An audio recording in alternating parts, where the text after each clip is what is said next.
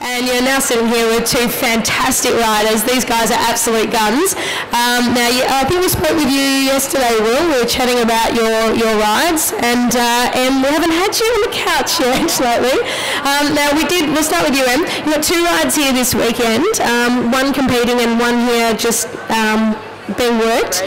Yeah, that's it. And you are on the edge, like Tim Boland, of Olympic selection for the first time.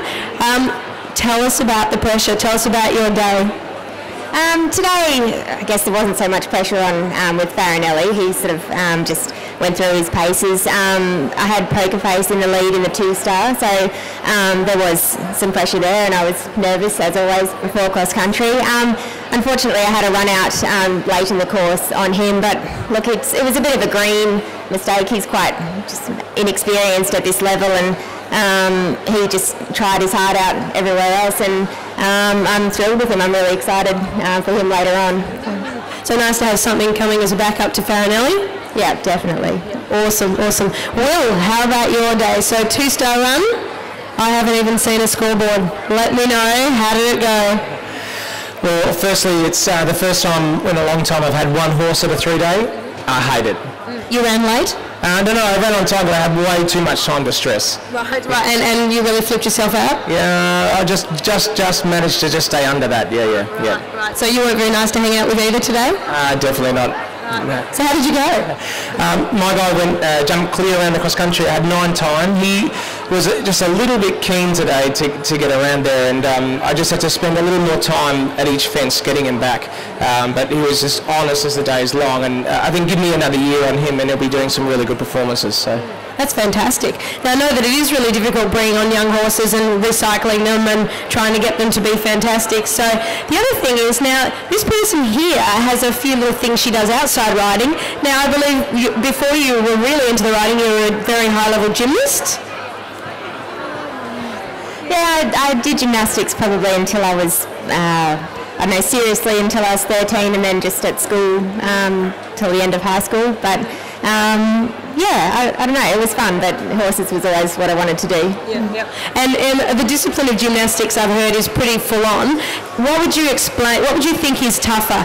Being told to twirl and stand up straighter and not fall on your head, or being yelled at by Heath Ryan to warm up for the dressage? Well, that's a tough one.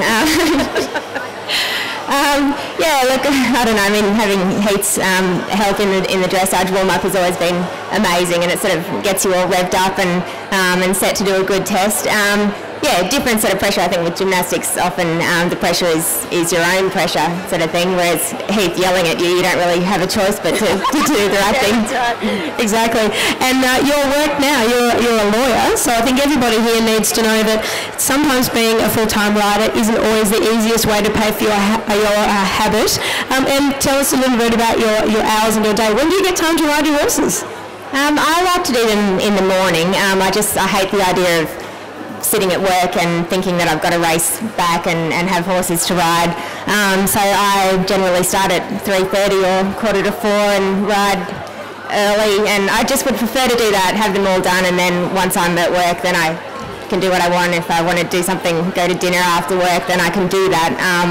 So I have to have lights on the arena, and in winter it's cold, but no, look, it's cool. I like it. It works well. Well, if it works for you, that's great. Wow. Well, what about you? How's your gymnastics career going these days?